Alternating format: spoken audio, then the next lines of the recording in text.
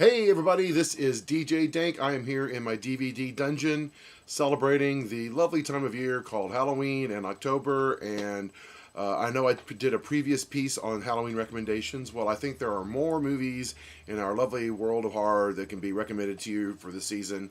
And so, of course, I had to start off with my favorite, the one that's influenced me the most probably of any movie except for maybe Jaws, and that would be Halloween, the original. Oops, sorry, here it is. And this is my Anchor Bay original. How do I know it's Anchor Bay? Because you go inside and you find the little, always has the original poster art of, at least from some country, and that is an Anchor Bay little ad thing that they always look for. Don't pick them up if they don't have it.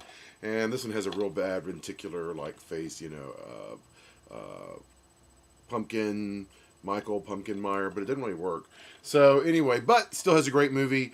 The first DVD I bought when I bought my very first DVD player, and that movie was a major influence on me. I snuck in to go see it when I wasn't supposed to, and when I got home after having snuck into the movie and scared myself silly, I got to home and my mom made me take the trash out late. Oh, it scared the hell out of me. So, but then again, that's, half the fun of being so young and having all those memories going to the movies, especially when you sneak in and you're not supposed to be seeing all these movies and everything. It's much more fun than, anybody can see stuff now in my age. So it's like, yeah, whatever. Yeah, sure. So anyway, to show you the influence of Halloween and the continuation of the capitalistic takeover of DVDs came Halloween Extended Edition, which also came out by Anchor Bay. And this is the one where when they went to put this movie on regular television, they came up short. So they went and they shot about 15 minutes to add that wasn't R-rated or have nudity or anything to add in here. It kind of gives some beginning aspects of the movie. Kind of it just adds a little more plot. And of course, I'm such a Halloween fan. I had to have it, so I had that one. Well, then guess what happened? Well, then came out the amazing DiviMax, because that made a difference, 25th Anniversary Edition, and H25, look at that. Oh, here we go.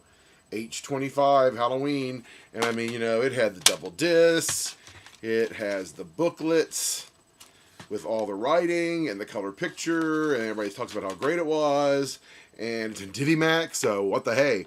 And anyway, but the big thing on this one, you finally got Jamie Lee Curtis to do audio commentary.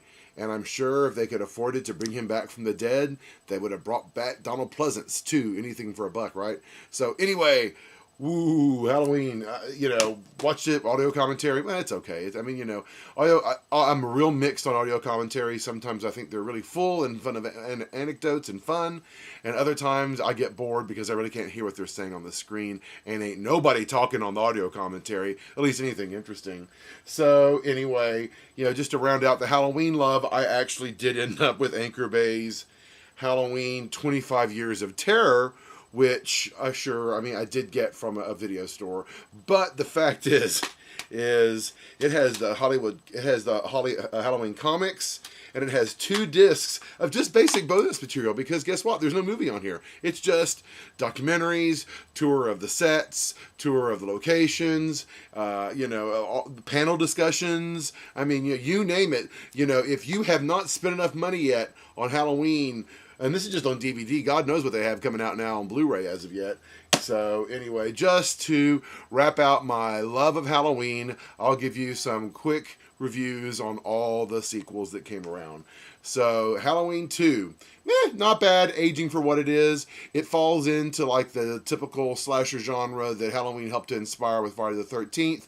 All the majors return. It's good enough, kind of silly, but, there have been worse, trust me. So, thumbs up moderately for Halloween 2.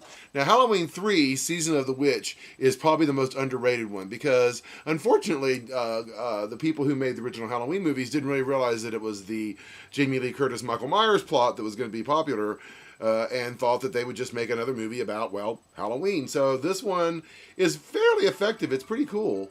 And, hold on. Hollywood calls, I'm telling you all the time. Anyway, the details you forget when you get ready to start shooting. But on back to the lovely Halloween 3.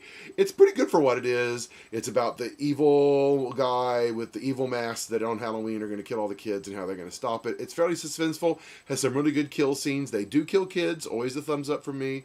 And for what it is, Halloween 3, it beats part 2. Let's put it that way, and many other things are about to follow. So we're just going to skip ahead and act like parts, blah, blah, blah. I mean, there's like there's if you're a real collector, you have the Halloween 6 director's producer's cut. And that's the one where it is all down to runes, and you don't get more boring than when you do runes. Trust me on this. Not good, especially when you're Michael Myers and some kid's gonna put little rocks in front of you to make him stop chasing you. I mean, really? So anyway, but the collectors, that when I first got on eBay, that was the thing to get, is to be able to see that. And I just couldn't wait to see it. Got it on VHS, crappy copy, loved being able to have it. It was cool, it had cachet, but when it came to enjoyment level, kind of no. And then there are all the other ones that came up, and really for me, I'm just going to go with the last few that actually have mattered to me, and that would be Halloween H2O. Yep, another rental copy. I am that cheap, but this used to be the old Tower copy. I worked there, and they closed down, so I inherited this. And so now I have, this is the one where Jamie Lee Curtis returns to the franchise in a version that's rewritten by Kevin Williamson, who done the Scream movies. So it's self-referential, and Jamie Lee gives it her all and is happy to be back. It's just seems strangely incomplete. It's real short, and then it just kind of ends. So it does have some good parts, and when it's Michael Myers and Laurie Strode at their face off at the very, very end. That's pretty good. The rest is pretty predictably bad, but if that's the kind of thing you like, go for it. I do. So anyway, and then of course they had to resurrect Jamie Lee Curtis for one more cache of money in this one. And if I remember correctly, this one Jamie Lee is mercifully killed off at the very beginning, but it does have the timeliness that it was the cameras being set up in the Michael Myers house to go on video podcasting or whatever it is. So I mean, it is trying to be of its time, which will make it a really funny movie and a time capsule about 215 years later, and it's strangely entertaining. Again, if you like that kind of movie, it's a crappy version of it and you love it. And then we finally come to when Rob Zombie reinvented Halloween, kinda. And I will say that I did enjoy his first reinterpretation. Had a lot of fun elements to it. I think Rob Zombie's an interesting filmmaker. I think that this is not going to be his masterpiece, but for what it is interesting. And just avoid part 2. It sucked shit big time. So anyway, this is DJ Dank. I'm going to go watch some more horror movies and bring back some more recommendations for this lovely Hollywood season, and we'll talk to you later.